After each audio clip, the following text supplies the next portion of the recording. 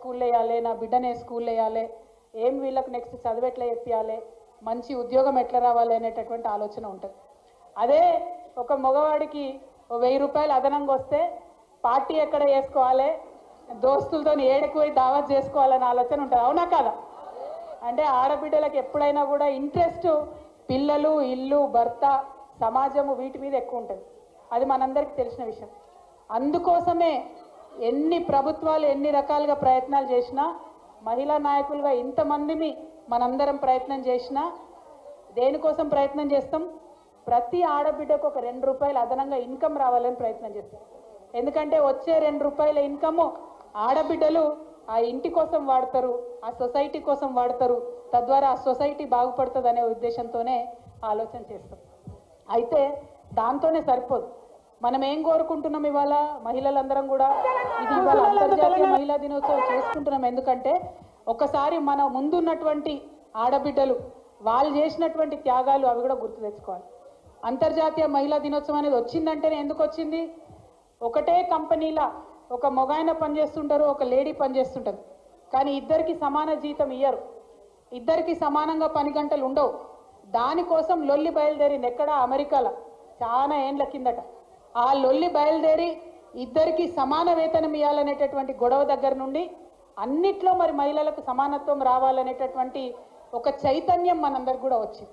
అది డబ్బు విషయం కావచ్చు, గౌరవ విషయం కావచ్చు, కుటుంబంలో ఒక చిన్న నిర్ణయం తీసుకోవాలనుకోండి. ఫర్ ఎగ్జాంపుల్, చాలామంది ఆడబిడ్డలు నాకు తెలుసు, చాలామంది ఆడబిడ్డలు బాధపడుతూ ఉంటారు. దేనికోసం?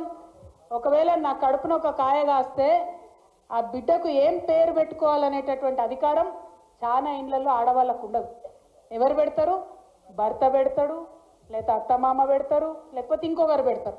అంటే శరీరం నాది, బిడ్డ నాది, నిర్ణయం మాత్రం నాది కాదు అనేటటువంటి బాధ చాలా మంది ఆడబిడ్డలకు కూడా ఉంటుంది. దీని మీద ఇక్కడనే కాదు, మన భారతదేశంలో, మన తెలంగాణలో అనుకోవద్దు మీరు, ప్రపంచవ్యాప్తంగా కూడా ఇదే పరిస్థితి. ప్రపంచవ్యాప్తంగా మన భారతదేశం కన్నా ఒక 100 ఏండ్లు ముంగటికి అమెరికా ఉంటుందని అనుకుంటాం మనం. అమెరికాలో కూడా అదే పరిస్థితి. శరీరం నాది, బిడ్డ నాది, పేరు పెట్టే అధికారం మాత్రం నాది కాదు. ఈ చర్చ అంతటా జరుగుతున్నది, ఇక్కడనే కాదు. అదేవిధంగా హక్కుల కోసం నా బిడ్డను ఏ స్కూల్లో వేయాలి, నిర్ణయం నాకు ఉండదు. నా బిడ్డను ఎవరికి ఇచ్చి పెళ్లి చేయాలి, నిర్ణయం నాది ఉండదు. ఇట్లా అనేక రకాలుగా నిర్ణయాలలో మహిళలు వెనకబడి ఉన్నారు. సో సమాన హక్కు కావాలంటే సమాన వేతనమే కాదు, సమాన గౌరవం, సమాన నిర్ణయాధికారం ఉన్నప్పుడే సంపూర్ణంగా మహిళా సాధికారిత సాధించినట్టు అనేటటువంటి విషయాన్ని మనందరం ఆలోచన చేయాలి. నిజంగా మన తెలంగాణ మనం ఒక అడుగు ముంగట్నే ఉన్నాం ప్రపంచం కన్నా. ఎందుకంటే మనకు మొదటి నుంచి ఇప్పటి వరకు వీర నారీమణులు అనేక మంది మన తెలంగాణ నుంచి పుట్టిన వాళ్ళు ఉన్నారు. అది మన చిట్యాల ఐలమ్మ కావచ్చు, మన రాణి రుద్రమదేవి కావచ్చు, ఒకరు కాదు, ఇద్దరు కాదు, అనేక మంది మహిళలు, గొప్ప గొప్ప మహిళలు తెలంగాణ గడ్డ మీద పుట్టిండ్రు.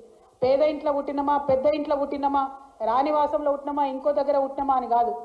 మహిళలందరం కూడా మనది ఒకటే కులం. ఒక్కసారి గుండెల మీద చేసుకొని ఆలోచించాలి.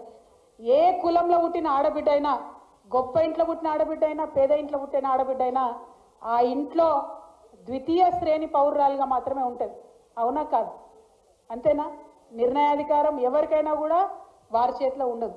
అందుకే ఇవాళ నేను చెప్తున్నా, మహిళలందరం కూడా ఒకటే కులం, మన కులం మతం లేదు. మహిళల ఐక్యత సాధించాలనేటటువంటి మాట అందుకోసమే మాట్లాడుతాను. మహిళలందరం ఒకటే దగ్గర ఉండి గట్టిగా వచ్చి కొట్లాడితేనే సాధ్యమవుతుంది. అది శ్రామిక వర్గానికి సంబంధించినటువంటి మహిళలు కావచ్చు, అనేకమైనటువంటి ఉన్నత వర్గాల్లో ఉన్నటువంటి మహిళలు కావచ్చు, సాఫ్ట్వేర్ ఉద్యోగాలు చేస్తున్నటువంటి ఆడపిల్లలు కావచ్చు, రాజకీయ రంగాల్లో ఉన్నటువంటి ఆడబిడ్డలు కావచ్చు, పారిశ్రామికవేత్తలుగా ఉన్నటువంటి ఆడబిడ్డలు కావచ్చు, ఎవరైనా కూడా వారి వారి ఇండ్లలో మరి ద్వితీయ శ్రేణి పౌరులుగా ఉన్నారనేటటువంటి వాదన ఒక్క తెలంగాణలో కాదు, ప్రపంచం అంతటా కూడా అదే వాదన ఉన్నది. ఆ వాదన ఎప్పుడైతే విడిపోతుందో, ఎప్పుడైతే నిర్ణయాధికారం ఆడబిడ్డది అవుతుందో, అప్పుడే ప్రపంచం ముందుకెళ్లే ఆస్కారం ఉంటుంది. ఇవాళనే ఏదో మాట్లాడుతూ ఉంటే ఒక సోదరి చెప్తా ఉండే, భారతదేశం ముందుకు పోవాలి, భారతదేశం ఎదగాలి అని అంటే ఎట్లా ఎదుగుతుంది? ఇవాళ ప్రపంచవ్యాప్తంగా పనిచేసే వాళ్ళ సంఖ్య చూసుకుంటే, అమెరికాలో చూసుకుంటే దాదాపు 40% మంది ఆడపిల్లలు ఉద్యోగాలలో ఉన్నారు, 40% మంది ఆడవాళ్ళు రాజకీయాలలో ముంగట ఉన్నారు. కానీ ఇండియాలో చూసుకుంటే ఆ శాతం 17% కన్నా తక్కువ ఉన్నది. అంటే భారతదేశంలో కనుక 50% మంది మహిళలను మనం బయటకు తీసుకొస్తే 5 లక్షల కోట్ల పైచిలకు జీడిపికి మనం ఆదాయం ఇవ్వగలుగుతాం. కానీ ఎక్కడున్నాయి వసతులు, ఎక్కడున్నాయి? ఇలా పని చేస్తున్నటువంటి ఆడవాళ్ళు ఒకసారి ఆలోచించాలి. మనం కంపెనీకి పోతాం, పని చేస్తాం పొద్దున నుండి సాయంత్రం వరకు. ఒక బాత్రూమ్ ఉంటుందా? ఒక చేంజింగ్ రూమ్ ఉంటుందా? మనకు పీరియడ్స్ వస్తాయి, మార్చుకోవాలంటే అవకాశం ఉంటుందా? ఇవాళ పార్టీలలో తిరుగుతాం, రాజకీయాలలో తిరుగుతాం, ఏ ఒక్క నాయకుడన్నా మనల్ని అడుగుతాడా మీరు ఎట్లున్నారు, ఎక్కడ పోతున్నారు, తింటున్నారా, ఉంటున్నారా అని? అడగరు. అంటే ఈ సోయి ఎప్పుడైతే వస్తుందో అప్పుడే మనం ఎదుగుతాం. కేసీఆర్ గారు లాంటి నాయకులు ఉన్నటువంటి పార్టీలలో ఏం జరుగుతుందంటే పాలనలో ప్రతిదానికి మహిళను కూడా సెంట్రిక్గా చేసుకొని పరిపాలన చేసినాం మనం. అది ఏ పథకం అన్నది కాదు, అది అల్టిమేట్గా మహిళకు చెందాలి, మహిళ బాగుండాలని చేసినాం. కానీ ఆ సోయి ఎంతమంది నాయకులకు ఉంటుంది? ఆ సోయి ఎంతమంది లీడర్లకు ఉంటుంది? మీరు ఒక్కసారి ఆలోచన చేయాలి. ఇవాళ చిన్న పిల్లలు, స్కూల్ పిల్లలు ఉన్నారు, ఆడపిల్లలు ఉన్నారు. చాలా మంది మండల కేంద్రాలలో ఉన్న ఆడపిల్లలు డిగ్రీ కోసము జిల్లా కేంద్రానికి పోవాలంటే భయపడతారు. ఎందుకోసం భయపడతారు? టైంకు బస్సు దొరకదు. మనం పోయే టైంకు, కాలేజీ ఇచ్చే టైంకి బస్సు ఉంటుందా ఉండదో తెలియదు. బస్సు ఉంది పోదామంటే ఆడ లంచ్కి దొరుకుతుందా దొరకదు తెలియదు. బాత్రూమ్ ఉంటుందా ఉండదో తెలియదు. ఇవన్నీ చిన్న సమస్యలు అనిపిస్తాయి చెప్తే, కానీ అనుభవిస్తే తెలుస్తుంది ఆ బాధ ఎంత ఉంటుందో. ఆ బాధ అనుభవంలోకి మగవాళ్లకు రాదు కాబట్టే మన కోసం బాత్రూమ్లు కట్టరు, మన కోసం మనల్ని ఆలోచన చేయరు, మన కోసం ఏ విషయం కూడా మాట్లాడరు. ఇవాళ నేను మళ్ళీ మీ అందరు చెప్తున్నా, అంతర్జాతీయ మహిళా దినోత్సవం వచ్చిందంటే ఏదో మనం కేక్ కట్ చేసుకున్నామా, ముచ్చట్లు పెట్టుకున్నామా, పోయినామా అన్నది కాదు. అది కూడా చేయాలి, సంబరాలు చేయాలి. ఎందుకంటే ఇవాళ భూగర్భ గనులలోకి దిగేటటువంటి ఆడబిడ్డల నుంచి అంతరిక్షంలో ఎగిరే ఆడబిడ్డల దాకా కూడా మనం ఎదిగినాం. కానీ అయినా అడుగడుగున అవాంతరాలే ఉన్నాయి.